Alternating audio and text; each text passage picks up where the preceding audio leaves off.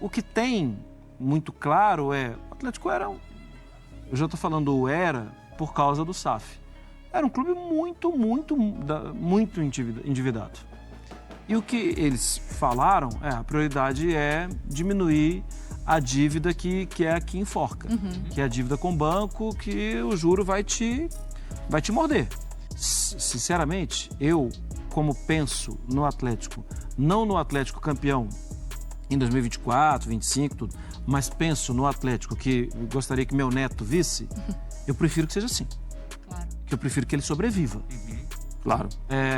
Salve, galera, trazendo aqui pra vocês mais um corte do Galo. Então chega mais você que é torcedor do Galo pra conferir todas as notícias aqui de bastidores que estão pegando fogo aí no Galão da Massa. Temos aí revelado aí valores de patrocínio, master da camisa do Galo que deixou a torcida pé da vida. Também temos aí nesse vídeo aqui informações sobre os 200 milhões aportados no Galo e a opinião do grande atleticano Mário Marra, que representou mais uma vez no debate aqui da ESPN. Links e créditos estarão aqui a ESPN na descrição. E sem mais delongas, vamos conferir aí, porque o vídeo tá bem informativo, bem legal aí pra torcida do Galo ficar sempre bem informada. Só pedindo a você que é torcedor do Galo, que ainda não é inscrito, se inscreva, deixa o like. E bora pro vídeo. Essa tela é interessante porque ela mostra os patrocínios, os valores dos principais patrocinadores dos grandes clubes em 2024. E o Atlético aparece lá no final da lista. Então a gente está vendo aí que é um valor, olha, bem abaixo, por exemplo. Bom, não preciso nem falar do Corinthians, do Flamengo, do Palmeiras, mas abaixo também até do Palmeiras feminino, Mari. Então, mas eu só queria, antes da gente começar a falar sobre isso, eu queria só um comentário sobre essa última fala do Felipão. Do torcedor que ele vai para o estádio, ele tem o direito de cobrar, mas se o cobra fora do estádio, essa pessoa não tem direito. Eu entendo quando ele diz também que é uma perseguição, às vezes fora do ambiente de trabalho, etc.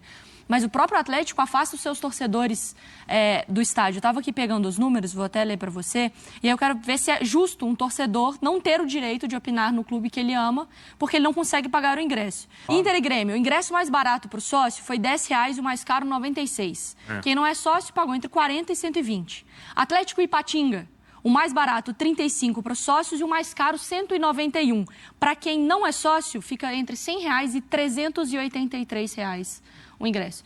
Então também não é todo torcedor que tem o acesso a poder pagar e aí sim comprar um vale crítica ao Atlético. Eu só acho que ele está falando...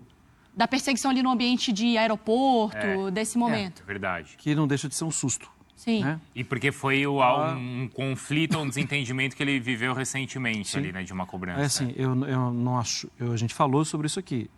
Não é correta a postura de sair xingando as pessoas. Não é correta também a postura de você o outro tá trabalhando e você ficar assim, mas o torcedor só perguntou, tal. Entenda, o cara tá saindo ali, ele não tá nem ouvindo direito, ele tem um certo medo também, ele quer sair dali rápido. Então, eu acho que ele tá falando desse caso. Sim. Até porque pela proximidade, mas que é isso. Essa frase pro torcedor olha, nem todo mundo vai conseguir talvez comprar esse vale crítico. Às vezes vai encontrar né? O Atlético foi comprado, tal, mas não é de ninguém. Assim, e o torcedor, ele tem direito de reclamar, de ficar de cara feia, assim, isso. É que o torcedor que gostaria de ir no estádio não vai, por qualquer motivo que seja, ou motivo financeiro ou da distância, ele interpreta de outra maneira. Isso. Ele vê a rede social e esse momento, talvez, de idas e vindas ali que ele encontra. Agora, sobre o patrocínio, é importante a gente trazer para o Fã do Esporte. Ontem teve uma reunião em que o Conselho e o CEO Bruno Musi também apresentaram. Eles apresentaram mais um aporte da SAF do Atlético, mais 200 milhões nesse aporte da SAF, que, na verdade, mexe com a porcentagem de quem já tinha comando no Atlético. Então, o Atlético é dividido em 4 aqui, 25% fica ainda com a associação. Vou pegar a porcentagem certinha aqui para o Fã do Esporte. Os outros 75% é que foram... negociados. Redivididos. Antes, por exemplo, os 2 R's, o Rubens e o Rafael Menin, tinham 67,9%. Agora, eles têm 41,8%. O Ricardo Guimarães, que tinha 10,2%, agora fica com 6,3%. E agora esse aporte do Daniel Vorcaro, que é do Banco Master, ele compra a parte desses caras. E ele sai de 10,9% para 20,2%. E ainda tem uma outra porcentagem que fica em 6,7%.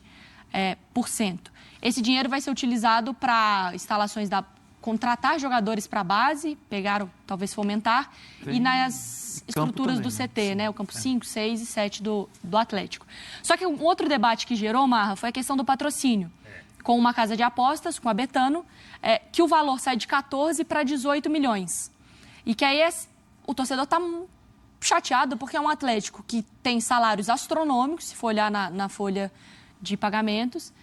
Por exemplo, o patrocínio próprio Fluminense, que é pago 20 milhões, o Cruzeiro é pago 25, que a gente viu, e o Atlético não consegue fazer um negócio... Não, e ele sai de 14 para 18, mas com o patrocinador tendo outras propriedades. Há um camarote na Arena MRV e ainda coloca uma parte do valor no feminino que ninguém sabe falar nada nunca sobre o feminino, quanto que é, mas disseram que tem. Ele está pagando basicamente o mesmo por mais. Além de pagar abaixo do que os outros clubes... Ainda tem outras coisas nos contratos, Exato. Como utilização de arena e tal. Independentemente de ser SAF ou não, é um valor baixo comparado aos outros grandes clubes. Ah, claro. Não é? Eu acho que a direção do Atlético tem que buscar um retorno maior. É uma exposição de uma marca que fica durante muito tempo no ar, na televisão, tudo. Acho que ela pode explorar cada vez mais também. Agora, tem um estádio.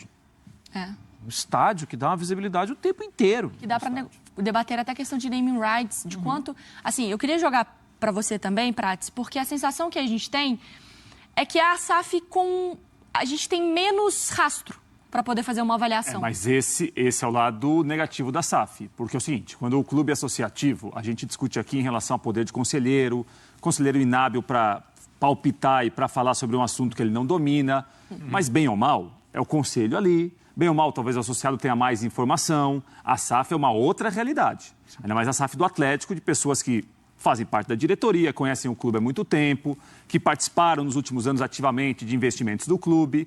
Então, assim, fica muito restrito a esse clube, a esse grupo de pessoas. Então, assim, você não sabe exatamente o que é interessante, talvez, para o grupo divulgar, o que não é interessante para o grupo falar sobre. Então, vai ficar uma dúvida quase sempre em relação a valor, em relação a contrato, porque é esse outro lado da SAF. Você é o clube que tem donos, no caso do Atlético. Quando ele tem donos, os donos, você não sabe exatamente naquele momento que é interessante para o dono falar, que não é interessante para o dono divulgar. A própria saída do Atlético de um grupo das possibilidades de liga no Brasil e a entrada no outro, né? Isso foi algo que o presidente tentou explicar algumas vezes, mas porque ele já tinha se posicionado contra a Libra. E depois o Atlético entra na Libra. Então, assim, é isso que eu estou falando. Tem algumas coisas que são discutidas lá no escritório. As decisões do clube agora pertencem a esse grupo.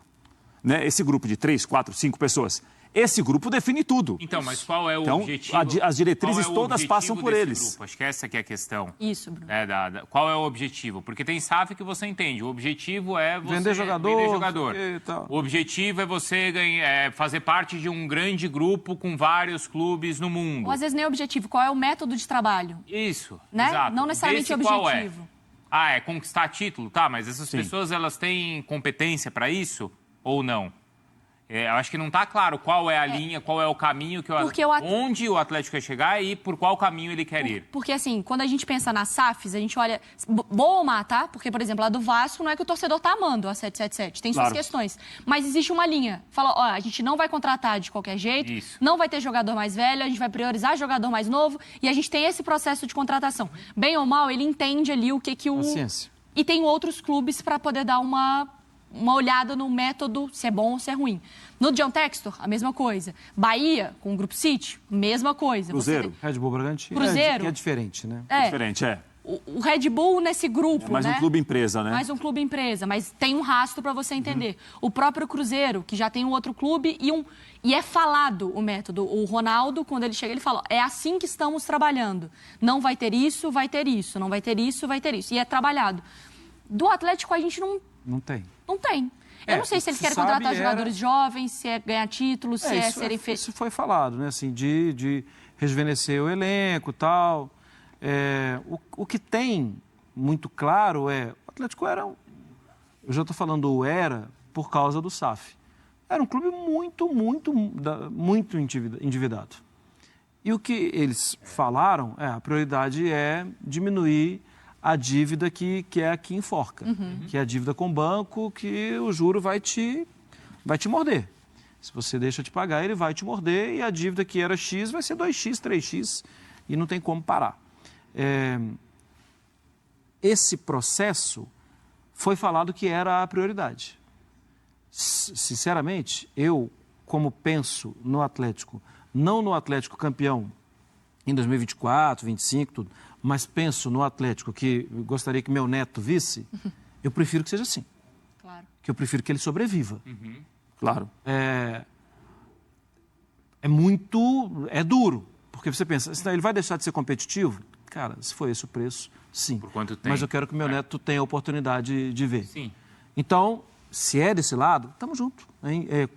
Estamos juntos como torcedor, tá? Eu entendo e acho que é isso que tem que passar, porque o clube estava muito endividado mesmo. Tudo o que o mesmo torcedor, avô, que quer ver o neto num dia torcendo, tudo que ele quer é que essas coisas sejam muito claras, que essas coisas sejam muito bem feitas, porque a gente sabe que, infelizmente, quando é um grupo grande, quando sem sócio, quando tem não sei o que, você acaba ficando distante do torcedor. E é o torcedor que é o fim desse clube. O fim, a finalidade desse clube. Porque se não tiver dívida, não tiver torcida, não adianta nada. Exatamente. Não é isso? É isso. Você te zerou a dívida, não tem torcida, não adiantou nada. E assim, é muito difícil zerar a dívida e ainda continuar sendo competitivo? É claro que sim. Claro que é. Quais os caminhos, então, para continuar sendo competitivo? E eu acho que aí precisa muito que as pessoas sejam muito do futebol. Eu falo que algumas vezes, e às vezes passa batido, o Brasil produz muita cabeça importante no futebol. Tem cabeça importante brasileira no futebol dentro do Manchester City. Você sabia que os 2 clubes de Liverpool têm 2 gerentes de marketing, um deles mundial, gerente mundial de marketing, ele cuida das contas do Liverpool na Tailândia, ele cuida da ativação na Austrália. Ele é brasileiro. E o do outro lado da cidade também é brasileiro. Assim, tem muita produção importante, de cabeça importante brasileira no futebol. Não precisa ser atleticano. Sim. Não. Tem que ser a competência. Contrário. Outra questão técnica. O ponto positivo da SAF é justamente você ter profissionalismo. Mas eu acho que o que atrasou o problema do Atlético hoje, foi o que derrubou o Cruzeiro, é você não ter oposição. Você não tem esse órgão regulador. É claro que agora, no ambiente de SAF, isso nunca vai ter, mas nem para a aprovação da SAF isso existiu. Porque foi feito de uma maneira, assim, que parecia tudo controlado, e da maneira Bruno, como a gente sempre era do pontuar, interesse de quem Porque, queria comprar. assim, obviamente que não é o mundo ideal.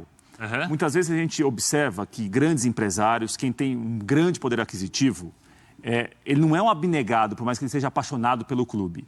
Quando ele coloca, às vezes, um dinheiro para reduzir essa dívida a curto prazo, ele vai ter uma contrapartida na frente. Ele não é São Francisco de Assis, né? Que estava pelo bem exatamente. do, Não é o seguinte, eu amo o Galo, flora. qual é a dívida aí? 1 bilhão. Estou colocando 1 bilhão hoje. Não é assim. Você está colocando 1 bilhão hoje para você ter uma contrapartida depois. Agora, como que vai ser a contrapartida? Como que isso vai ser diluído ao longo do tempo? Como que isso vai ser pago? Aí é uma outra questão.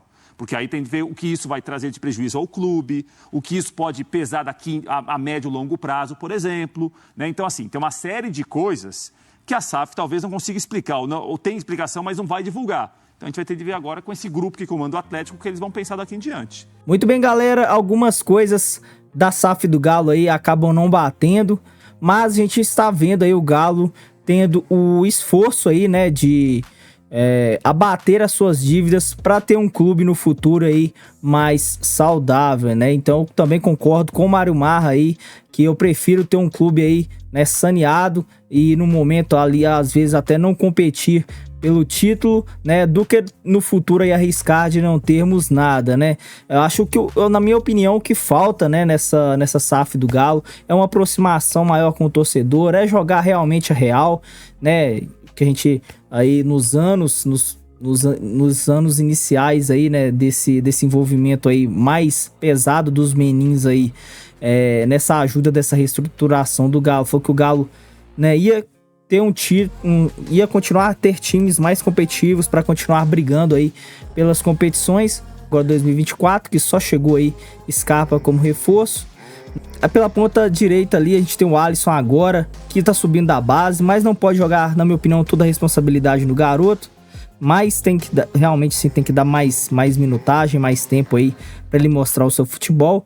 Tem o Rubens ali que pode cair pela esquerda, mas o Galo ainda tem pontos muito frágeis nesse elenco. Vamos ver aí se o Galo consegue, né, trazer mais algum reforço para essa temporada, porque ia ajudar muito o elenco do Galo, se o Galo pretende aí, né, disputar os títulos. Teremos aí mais de 200 milhões que serão aportados aí na SAF alvinegra pelo fundo, né, do Banco Master, né, do Galo Forte, do investimento aí do grupo Galo Forte, né? Então, dentre esses valores aí serão uma parte aí para pagar dívidas, outras para reestruturação de base, né? Questão de contratações aí de mais atletas para a base, e também aí a questão aí do CT, numa reforma no CT, né? Então, o Galo que tá se reestruturando aos poucos, mas falta, na minha humilde opinião, uma aproximação maior com o torcedor, né? Porque realmente tem que jogar a real pro torcedor aí, o que o Galo pretende fazer nos anos, né, futuros aí, se vai mesmo realmente aí investir o esforço em pagar dívidas ou tentar manter aí o time competitivo. É lógico que seria muito bom ter isso tudo, né? Ter um time competitivo e também pagar as dívidas. O polo de São Paulo e do Rio é bem mais forte, então acaba aí que o Galo tem que correr atrás de muitos e muitos patrocínios, tem que realmente ver essa questão aí da melhora do patrocínio master. Então o Galo tem muito e muito trabalho pela frente, mas falta realmente essa aproximação aí do torcedor alvinegro. E você, torcedor do Galo, o que você achou disso tudo? Deixa aqui abaixo nos comentários a sua opinião, a sua observação. Aqui é Galo, se inscreva, deixa o like e eu fui.